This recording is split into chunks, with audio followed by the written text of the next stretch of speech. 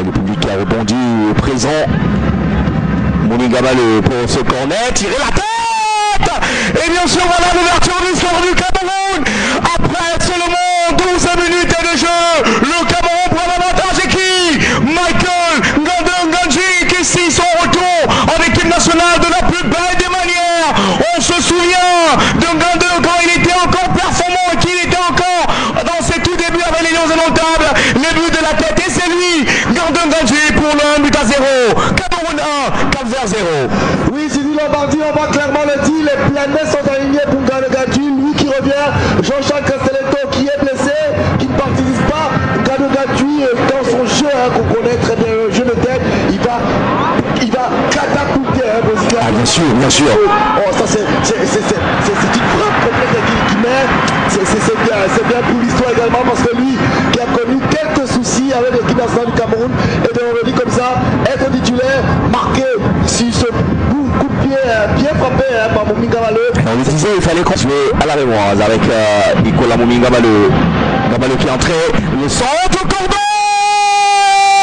Le centre cordon pour le second but des Lions indomptables du Cameroun. Et qui d'autre que le capitaine pour montrer l'exemple, qui d'autre que Vincent Aboubakar pour montrer l'exemple à ses coéquipiers, lui qui avait été buteur lors de la rencontre qualificative pour la Coupe d'Afrique des Nations du côté de Garoua. Le natif de Garoua récupère encore un bon centre de Nicolas Moninga Malo. Ça fait deux passes décisives pour Ngamalo et 2 buts pour le Cameroun. Vincent Aboubakar. Écoute, Sylvie Lombardi, tu fais bien de le rappeler, le dernier but que toi et moi nous avons commenté de Vincent Aboubakar, c'était bien entendu face au Burundi du côté de Garoua. Oui, c'est un joueur magnifique, c'est un joueur exceptionnel, il se retrouve toujours, il flaire le but, vous voyez, le déplacement, il faut quand même reconnaître Moninga Malo, pour un retour c'est quand même déjà 2 passes ici. On voit ce ballon joué à la Réunion, ce corner, il fait de faire la passe, il fait un centre très très fort et bien entendu Vincent Aboubakar, toujours bien placé. Ah, je pense que depuis l'ouverture du score, c'est l'équipe des Rockers qui était un peu son protecteur de ce côté-là.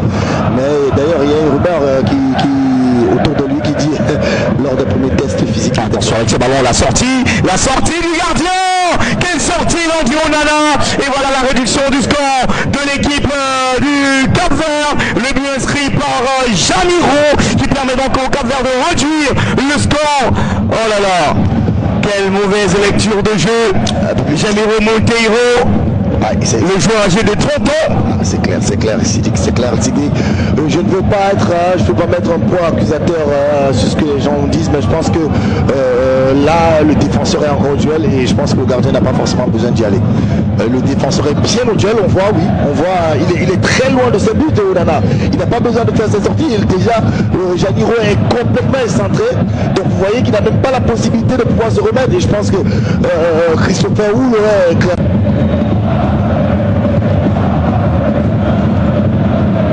Véritable artificier, hein. L'attaquant ancien de Coton Sport également, passé par le FC Porto, passé par Lorient, également du côté de Besiktas, Al Nasser, peut-être pour son 39e but en sélection nationale. La concentration face à l'un des meilleurs gardiens de la Coupe d'Afrique des Nations, Vozinha. Il va se lancer. Aboubakar. Et ça fait donc 3 buts à 1 pour les Lions indomptables du Cameroun,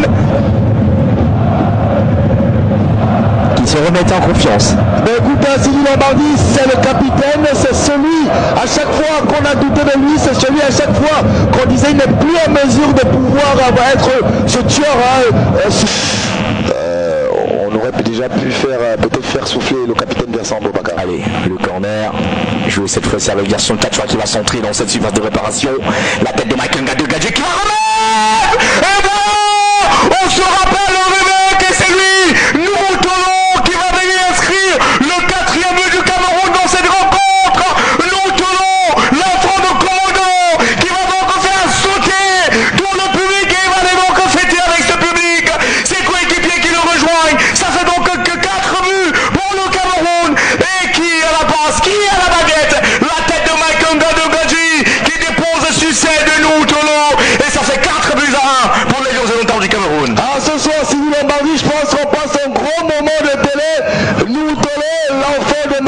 super joueur. Oui, on sait très bien que de ce côté-là. Un commandant, c'est la même place.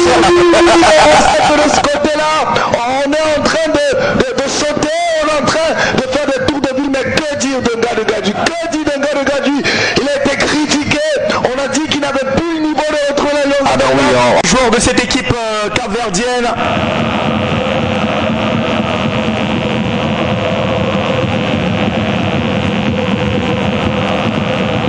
Il va se lancer. Et c'est entré. Oh là là, non, c'est entré. C'est entré, malheureusement. A-t-il réussi à stopper? Oh là là, c'est une rencontre FIFA. C'est une rencontre FIFA. Oh là là là là là là là là là là.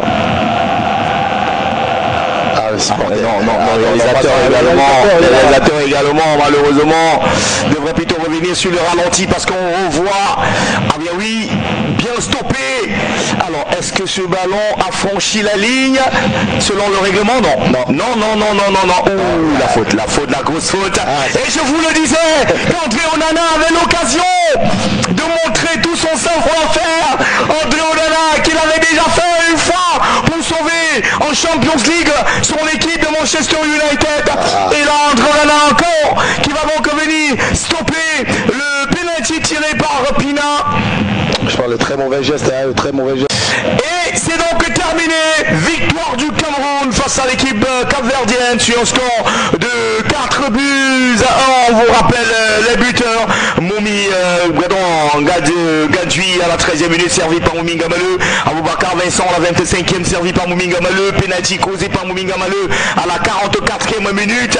Et nous, Tolo, sur une passe de tête de Mike Gadji. La réduction du score par Jamiro Montero. Et donc le prochain rendez-vous des Lions Indomptables, ça sera du côté de Luanda, lorsqu'il sera 20h le 11 juin prochain. Merci à vous Jean-Charles Noumé.